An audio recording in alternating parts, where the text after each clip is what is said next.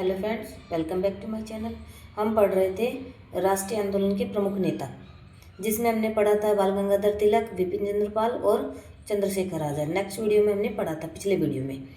और हिस्ट्री ऐसा सब्जेक्ट है जिसमें 15 क्वेश्चन आते हैं और यही हमारे लिए सबसे टफ पड़ती है। इस सब्जेक्ट को राजस्थान की हिस्ट्री हो चाहे इंडिया की हिस्ट्री हो, हम एग्जाम तक पढ़ेंगे। इसको सब्जेक्ट की तरह पढ़ना है, मैं भी पढ़ूंगी और आपको भी पढ़ना है। और फिर जब ये बुक कंप्लीट हो जाएगी, फिर हम वो गणपत सिंह की बुक शुरू करेंगे, फिर उनके शॉर्ट नोट्स की पॉइंट्स करेंगे। तो चलिए शुरू करते हैं। भगत सिंह 1907 से 1931। भगत सिंह का जन्म 1907 में किशन सिंह संधू, वह इनके मतलब भगत सिंह के पिता का नाम था किशन सिंह संधू और माता का नाम था विद्यावती कौर, और ये बागा पाकिस्तान में हुआ था इनका जन्म। भगत सिंह मार्क्सवाद से प्रेरित थे और हिंदुस्तान सोशलिस्ट रिपब्लिकन एसोसिएशन के संस्थापक सदस्य थे। लाहौर में इन्होंने 1926 में नौजवान भारत सभा की स्थापना की थी। भगत सिंह मार्क्सवाद से प्रेरित थे और हिंदू सोशलिस्ट रिपब्लिकन एसोसिएशन के संस्थापक सदस्य थे HSRA के, और लाहौर में इन्होंने 1926 में नौजवान भारत सभा की स्थापना की थी।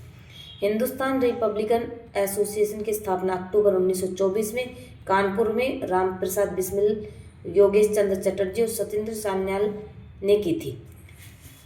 HRA की स्थापना अक्टूबर 1924 में करी थी। फिर इसी का नाम बदलकर 1928 में इसकी स्थापना दिल्ली के फिरोज शाह कोटला मैदान में HSRA कर दिया गया था। 8 अप्रैल 1929 को भगत सिंह और उनके साथी बटुकेश्वर दत्त ने दिल्ली की केंद्रीय असेंबली में बम फेंका था। 8 अप्रैल 1929 को बटुकेश्वर दत्त ने दिल्ली में केंद्रीय असेंबली में बम फेंका था, भगत सिंह और बटुकेश्वर दत्त। बम किसी को मारने के लिए नहीं, बल्कि पब्लिक सेफ्टी बिल और ट्रेड डिस्प्यूट बिल के खिलाफ आवाज़ उठाने के लिए फेंके गए थे। बम के साथ फेंके गए पर्चा में यह संदेश था कि बहरे कानून तक अपनी आवाज़ पहुंचाने के लिए बम का प्रयोग किया गया है। बम के साथ एक पर्चा भी फेंका गया था जिसमें लिखा होता बहरे कानून तक अपनी आवाज़ पहुंचाने के लिए बम का प्रयोग किया गया है। भगत सिंह और बटुकेश्वर दत्त भागे नहीं, बल्कि स्वयं को गिरफ्तार करवा दिया।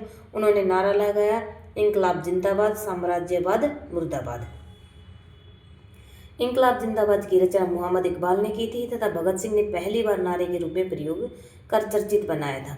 इंकलाब जिंदाबाद की रचना किसने करी थी? मोहम्मद इकबाल ने करी थी, और नारे के रूप में पहली बार भगत सिंह ने प्रयोग किया था, जिसके बाद ये चर्चित हो गया था। भगत सिंह ने अदालत में कहा था कि क्रांति से हमारा तात्पर्य यह है कि अन्याय पर आधारित मौजूद व्यवस्था समाप्त होनी चाहिए। भगत सिंह व बटुकेश्वर दत्त को गिरफ्तार करके उन पर असेंबली में बम फेंकने तथा सैंडर्स की हत्या के आरोप में सैंडर्स की हत्या साइमन कमीशन का विरोध कर रहे लालाजी व प्राण घातक लाठीचार्ज करने के बदले में की। सैंडर्स की हत्या इन्होंने किस लिए की थी कि ये गलत पहचान कर ली थी इन्होंने, और हत्या तो लाला लाजपत राय की, लाठीचार्ज किसने किया था? मिस्टर स्कॉट ने किया था। गलत पहचान के कारण भगत सिंह ने इनका बदला लिया था सैंडर्स की हत्या करके। लाहौर षड्यंत्र केस के तहत मुकदमा चलाया गया था। उन्हें सुखदेव राजगुरु के साथ 23 मार्च 1931 को लाहौर जेल में फांसी दी गई थी। एक तो किसको? भगत सिंह को सुखदेव राजगुरु के साथ 23 मार्च 1931 को लाहौर जेल में फांसी दे दी। सुभाष चंद्र बोस ने भगत सिंह के बारे में कहा था कि भगत सिंह जिंदाबाद या इंकलाब जिंदाबाद का अर्थ एक ही है। गांधी जी ने भगत सिंह के लिए कहा था कि किसी भी व्यक्ति के जीवन के साथ इतना अधिक रोमांच नहीं जुड़ा जितना कि भगत सिंह के साथ जुड़ा हुआ है। नेहरू जी ने भी उनकी मृत्यु पर कहा था कि जब भी इंग्लैंड सरकार हमारे साथ कोई बात करेगी और कोई समझौता करना चाहेगी तो हमेशा हम दोनों के बीच भगत सिंह की लाश होगी। और भगत सिंह विचारों से समाजवादी थे। वे कहा करते थे कि मैं जो गरीबों का शोषण करते हैं उन भारतीयों से उतनी ही घृणा करता हूँ जितना कि अंग्रेजों से। वे अंग्रेजों से घृणा करते और भारतीयों से भी, जो गरीबों से नफरत करते उनसे भी उतनी ही घृणा करते थे। भगत सिंह ने कई पुस्तकें लिखी जिसमें autobiography, introduction to the dreamland, the door to death, the Indian ideal of socialism, the revolutionary movement of India और मैं नास्तिक क्यों हूँ। और ये कब थी? मैं नास्तिक क्यों हूँ, अक्टूबर 1930। ये सारी पुस्तकें इनकी प्रमुख पुस्तकें थी। भगत सिंह कौन कौन सी? Autobiography, introduction to the dreamland, the door to death और the ideal of socialism, the revolutionary movement of India और मैं नास्तिक क्यों हूँ, ये अक्टूबर 1930 की पुस्तक थी। अब देखते हैं सुखदेव 1907 से 1931। सुखदेव थापर का जन्म लुधियाना पंजाब 1907 में हुआ था। सुखदेव, भगत सिंह, कामरेड रामचंद्र व भगवती चरण बोहरा ने नौजवान भारत सभा का गठन किया था। नौजवान भारत सभा का गठन किसने किया था? सुखदेव, भगत सिंह, कामरेड रामचंद्र, भगवती चरण बोहरा ने। पुलिस द्वारा लालजी की हत्या के राष्ट्रीय अपमान का बदला लेने के लिए 17 दिसंबर 1928 को भगत सिंह, चंद्रशेखर आजाद, राजगुरु ने सैंडर्स की हत्या की थी। गांधी-इरविन समझौते के संदर्भ में उन्होंने एक खुला पत्र खत या गांधी जी को नाम लिखा था, जिसमें महात्मा जी से कुछ प्रश्न गंभीर प्रश्न पूछे थे। न्यायालय में इन पर लाहौर षड्यंत्र केस के नाम पर मुकदमा चलाया गया था। 23 मार्च 1931 को भगत सिंह, राजगुरु, सुखदेव को लाहौर जेल में फांसी दे दी गई थी। अब देखते हैं रास बिहारी बोस 1886 से 1945। रास बिहारी बोस का जन्म 1886 में कलकत्ता के हुगली जिले में हुआ था और 1906 में वे देहरादून में सरकारी सेवा करने लगे थे और देहरादून में उनका संपर्क बहुत से क्रांतिकारियों से हुआ था। 23 दिसंबर 1912 को कलकत्ता से दिल्ली राजधानी स्थानांतरित करने का दिन तय किया गया था। 23 दिसंबर 1912 को कलकत्ता से दिल्ली राजधानी स्थानांतरित करने का दिन तय किया गया था। पहले राजधानी भारत की राजधानी कलकत्ता थी और 23 दिसंबर 1912 को राजधानी को दिल्ली लाने का फैसला करा गया था। चांदनी चौक में लॉर्ड हार्डिंग्स पर बम फेंकने की योजना रास बिहारी बोस ने बनाई थी। जो भारत का गवर्नर जनरल लॉर्ड हार्डिंग्स बना था दिल्ली चांदनी चौक में, इस पर बम फेंकने की योजना किसने बनाई थी? रास बिहारी बोस ने। लॉर्ड हार्डिंग्स पर बम बसंत कुमार विश्वास ने फेंका था, पर लॉर्ड हार्डिंग इस हमले से बच गया था। लॉर्ड हार्डिंग्स पर बम किसने फेंका था? बसंत कुमार ने। और योजना किसने बनाई थी? रास बिहारी बोस ने बनाई थी, पर लेकिन ये बच गया था। और रास बिहारी बोस एक फर्जी पासपोर्ट बनाकर P.N. टैगोर के नाम से 1915 में जापान चले गए। रास बिहारी बोस फर्जी नाम क्या बनाया था इन्होंने? P.N. टैगोर के नाम से ये जापान चले गए थे। वहाँ उन्होंने जापानी लड़की से ब्याह कर जापान की नागरिकता प्राप्त कर ली थी। बोस ने जापान में न्यू एशिया नाम का एक समाचार पत्र भी निकाला था। न्यू एशिया नामक समाचार पत्र किसका था? रास बिहारी बोस का। रास बिहारी बोस ने ही सबसे पहले नारा बुलंद किया था कि एशिया एशियावासियों का है। यह नारा किसका है? एशिया एशियावासियों का, रास बिहारी बोस का। 1942 ईस्वी में टोक्यो जापान में उन्होंने भारतीय स्वतंत्रता लीग की स्थापना की थी, यानी इंडियन इंडिपेंडेंस लीग की स्थापना रास बिहारी बोस ने टोक्यो जापान में 1942 ईस्वी में। इससे पहले दिसंबर 1941 में रास बिहारी बोस ने जापान में प्रथम आज़ाद हिंद फौज की स्थापना की और कैप्टन मोहन सिंह को उसका प्रधान नियुक्त किया था। 4 जुलाई 1943 को रास बिहारी बोस ने आज़ाद हिंद फौज की बागडोर नेताजी सुभाष चंद्र बोस के हाथ सौंप दी। उन्होंने इंडियन इंडिपेंडेंस लीग के सभापति पद से इस्तीफा देकर सुभाष चंद्र बोस को इस पद पर नियुक्त किया था।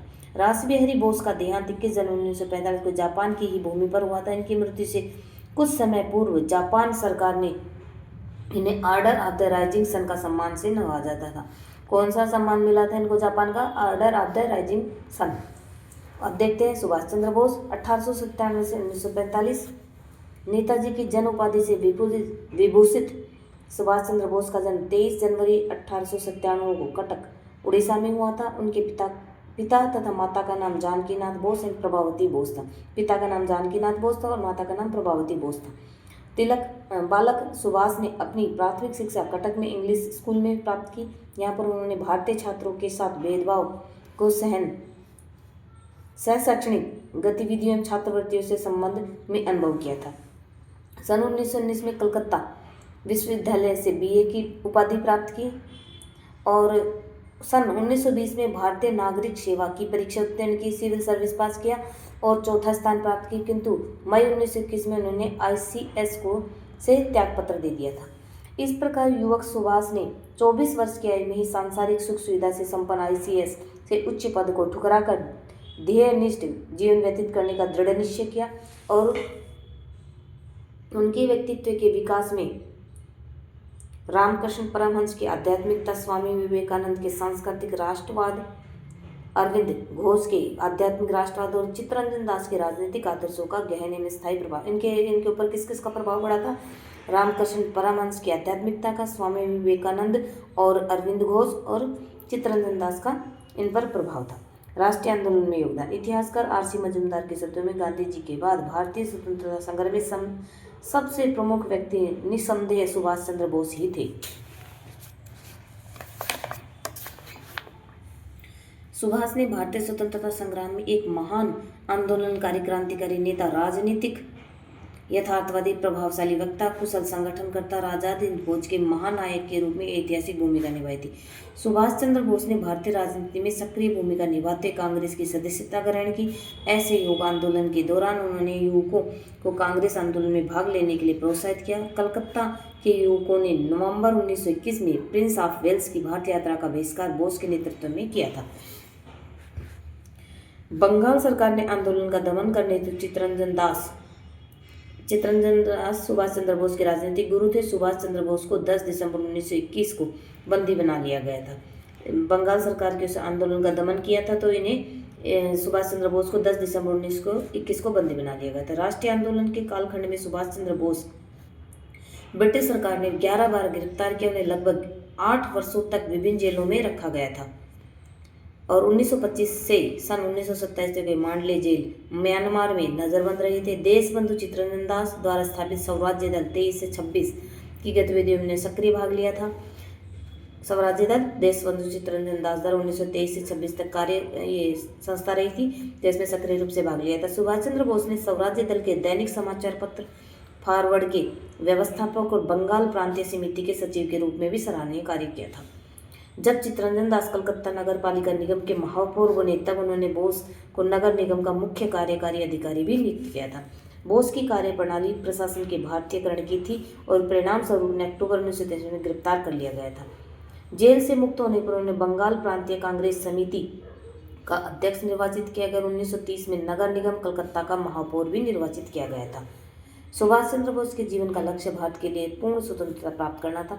सन 1928 में अखिल भारतीय राष्ट्रीय कांग्रेस के कलकत्ता अधिवेशन में उन्होंने औपचारिक स्वायत्तता का अधिराज्य प्रस्तुति के प्रस्ताव का घोर विरोध करते पूर्ण स्वतंत्रता का प्रस्ताव रखा। सुभाष चंद्र बोस दिसंबर 1929 में एटेक के अध्यक्ष बने और 1931 तक इस पद पर रहे थे। 34 में सुभाष की पुस्तक द इंडियन स्ट्रगल 1920-1934 प्रकाशित हुई थी।